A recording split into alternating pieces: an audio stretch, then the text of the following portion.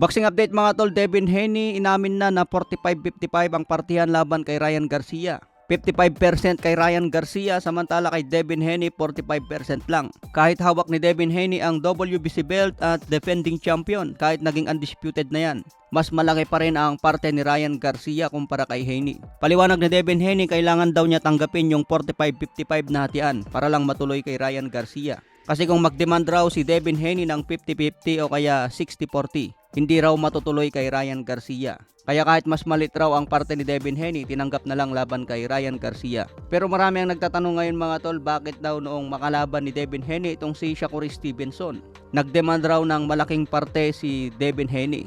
Binigay niya kay Shakur Stevenson 70-30. 70% kay Devin Haney at 30% lang kay Shakur Stevenson. Pero bakit pagdating dito kay Ryan Garcia, pumayag naman siya sa 45-55? Kaya maraming fans ang nagsasabi na talagang ayaw ni Devin Haney itong si Shakur Stevenson. Ganyan daw talaga ang isang boxer kapag alanganin ka sa kalaban. Kailangan mo mag-demand ng mas malaking parte. Katulad sa ginagawa ngayon ni Canelo laban kay Benavides, nagde-demand ng mas malaki. Alam ng kampo ni Canelo na delikado rin sila kay David Benavides kaya kailangan isagad ang presyo.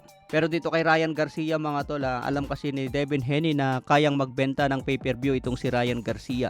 Kung ikukumpara kasi ang market ni Shakur Stevenson at Ryan Garcia, malayong mas malaki ang market ni Ryan Garcia. Kaya kahit 45% lang kay Devin Haney, mas malaki pa rin ang kikitain. Pero sinabi ni Devin Haney kung manalo raw siya kay Ryan Garcia, gusto niya isunod si Pitbull Isaac Cruz.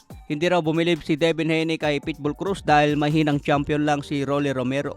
Hindi naman daw kasi malakas na champion si Rolly Romero, mahinang nila lang. Kaya hindi na pabilib si Devin Haney sa pinakita ni Pitbull Cruz. Kaya gusto ni Devin Haney unification agad kay Pitbull Cruz bago kay Teofimo Lopez. Target ni Devin Haney ipunin ang lahat ng titulo sa 140 pounds super lightweight division.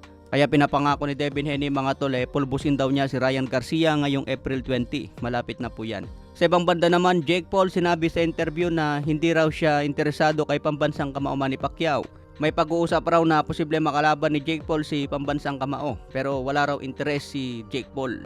Matanda na raw kasi si Pacman, baka isang suntok lang ni Jake Paul matutulog agad si Pacman. Like I would just hit him once and you just tumble down. Yeah.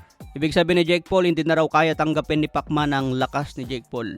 Dahil isang suntok lang daw ang kailangan ni Jake Paul para patulugin ng isang pambansang kamao Manny Pacquiao. Pero bakit nilabanan ni Jake Paul ang isang Mike Tyson na 57 ang edad?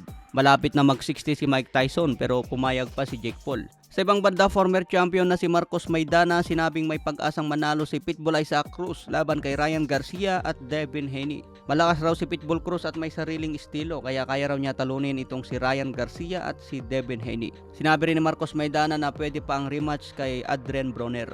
Matatandaan po natin si Marcos Maidana ang unang bumasag kay Broner. Okay mga tol, alam mo na ang balita ngayon, hanggang sa muli.